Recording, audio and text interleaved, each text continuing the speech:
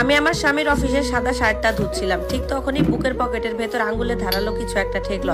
একটা সোনার প্রজাপতি কানের দুল, সেটা আমার নয়, আমার বয়সী কোনো নারীরও নয়। আর ঠিক সেই এক সেকেন্ডে 17 বছরের সংসারে অন্য কোনো মহিলার পারফিউমের মতো দুর্গন্ধ ছড়াতে শুরু করলো। আমার হাত দুটো তখনও সার্ফ এক্সেলে ফেনায় মাখামাখি ছিল, পেছনে ওয়াশিং মেশিনের একটানা আওয়াজ করে চলছিল। আমার স্বামী শার্টটা বালতির ভেতরে ভেজা অবস্থায় পড়েছিল, আর সেই ছোট্ট দুলটা আমার হাতে তালুতে এসে বসলো, যেন আল্লাহর তরফ থেকে পাঠানো কোনো অকাঠ্য প্রমাণ। সোনার প্রজাপতির মতো দেখতে, মাঝখানে একটা ছোট পাথর বসানো, ঠিক যে ধরনের জিনিস একটা 24 বছরের মেয়ে গুলশানের কোনো রুফটপ রেস্তোরাঁয় পড়ে যায়। 41 বছরের আমার মতো কোনো নারীর নয়, যে জীবনের অর্ধেকটা সময় পার করেছে টিফিন গুছিয়ে, জামার কলার ইস্ত্রি করে আর বোতামের ঘরের পাশে লিপস্টিকে দাগ দেখেও না দেখার ভান করে। আমি লন্ড্রি রুমের মেঝেতেই বসে পড়লাম, তারিকুলের ময়লা মোজা আর তার দামি আইনজীবী শার্টগুলোর মাঝখানেই বসে রইলাম। আর 17 বছরের এই প্রথমবার আমি সেই সত্যটাকে মেনে নিলাম, যা আমি এতদিন 2 হাত দিয়ে চেপে কবর দিতে চেয়েছিলাম। আমি আসলে আগে থেকে সবই জানতাম, তার কলারে সেই অচেনা পারফিউমের গন্ধ, রাত 2টা পর্যন্ত তাকে বাইরে আটকে রাখা সেই জাপানিজ ক্লায়েন্টদের মিটিং, আমি ড্রয়িং রুমে ঢুকলেই তার ফোনটা স্ক্রিন নিচের দিকে করে উল্টে রাখার ধরন, বাথরুমে কল ছেড়ে পানির শব্দের আড়ালে টাইপ করার সময় তার মুখে সেই বোবা হাসি। আমি সবই জানতাম, আমি শুধু না জানার ভান করেছিলাম, কারণ জানার অর্থ ছিল এটা মেনে নেওয়া যে আমার পুরো বৈবাহিক জীবনটা আমার এই আড়ালে বলা একটা সস্তা কৌতুক হয়ে গেছে। আমি দুলটা আমার কুর্তির পকেটে ঢুকে উপরে চলে গেলাম। তারিকুল তখনও শাওয়ারে ছিল, পানি পড়ার শব্দ হচ্ছিল, আর সে বাথরুমে গুনগুন করে সাবিনা ইয়াসমিনের একটা পুরনো গান গাইছিল, যেন নিচে আমার পুরো দুনিয়াটা ভেঙে চুরমার হয়ে যায়নি। তার ফোনটা বিছানা পাশে টেবিলে রাখা ছিল। 17 বছর ধরে আমি কখনো ওটাতে হাত দিইনি। পাসওয়ার্ডটা ছিল আমাদের বিয়ের তারিখ। বুঝতে পারছেন এটা আমার সাথে কি করেছিল সে? তার এই বিশ্বাসঘাতকতার চাবিকাঠি ছিল সেই তারিখটা, যেদিন সে 300 আত্মীয়র সামনে আমার আম্মা যখন শাড়ি আঁচলে চোখ মুছিলেন, তখন আমার সাথে বিয়ের কবুল বলেছিল।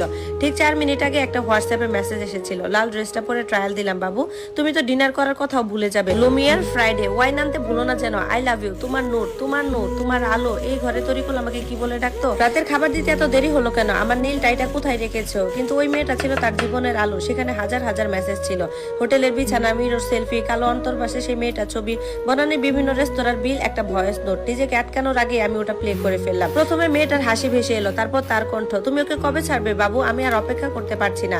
আর তারপর তরিকুল, আমার স্বামী, আমার দিনদার 5 ওয়াক্ত নামাজ পড়া সুপ্রিম কোর্টের আইন আওড়ানো স্বামী, খুব শীঘ্রই যান, আমি টাকাগুলো অন্য একটা কোম্পানিতে সরিয়ে নিচ্ছি। আমি ওকে ডিভোর্স দিলে সে 1 আনাও পাবে না। ওই বোকা মহিলার কোনো ধারণাই নেই যে আমি ওর সাথে কি কি করতে পারি। আমার হাত থেকে ফোনটা খসে পড়লো। ওই বোকা মহিলাটার কোনো ধারণাই নেই 17 বছর তার জন্য রান্না করা, তার কাপড় ধুয়ে দেওয়া, কোর্টে যাওয়ার আগে তার কালো জুতা জোড়া পালিশ করে দেওয়া, রাত 3টায় কোনো বড় কেস হেরে যাওয়ার পর যখন সে কাঁদতে কাঁদতে বাসায় ঢুকতো, তখন তাকে বুকে জড়িয়ে ধরে রাখা, আর সে টাকা সরাচ্ছিল আমাকে শূন্য হাতে ঘর থেকে বের করে দেওয়ার জন্য। আমি সেদিন কাঁদিনি, আমার ভেতর কিছু একটা নিঃশব্দে মরে গেল, আর অন্য কিছু একটা জেগে উঠলো, আরো শীতল, আরো হিংস্র, এমন কিছু যা আমার ভেতরে ছিল বলে আমি নিজেই জানতাম না। আরে কাভিয়া, বাথরুম থেকে তরিকুল চিৎকার করে ডাকলো, আমার নীলটা এটা দেখছো? আমি ড্রেসিং টেবিলের আয়নায় নিজের দিকে তাকালাম। আয়নার উপর থেকে যে নারীটি তাকিয়েছিল সে হাসলো।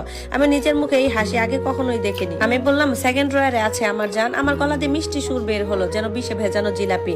আমি তার ফোনটা ঠিক আগের জায়গায় রেখে দিলাম। সে রাতে আমি তার পাশে ঘুমালাম, পিঠ ফিরিয়ে, চোখটা খোলা রেখে, একটা তৃপ্ত পশুর মতো তার শ্বাস নেওয়ার শব্দ শুনছিলাম। আর আস্তে আস্তে আমার ভেতরে একটা পরিকল্পনা রূপ নিতে শুরু করলো। আমার নাম কাভিয়া মেহরা, বয়স 41 বছর, ঢাকার একটা নামী বেসরকারি বিশ্ববিদ্যালয়ের বিজনেস অ্যাডমিনিস্ট্রেশনের প্রফেসর। 15 বছর ধরে আমি আমার ছাত্রছাত্রীদের স্ট্র্যাটেজি, রিস্ক অ্যানালাইসিস, নেগোসিয়েশন আর ডিসিশন মেকিং শিখিয়েছি।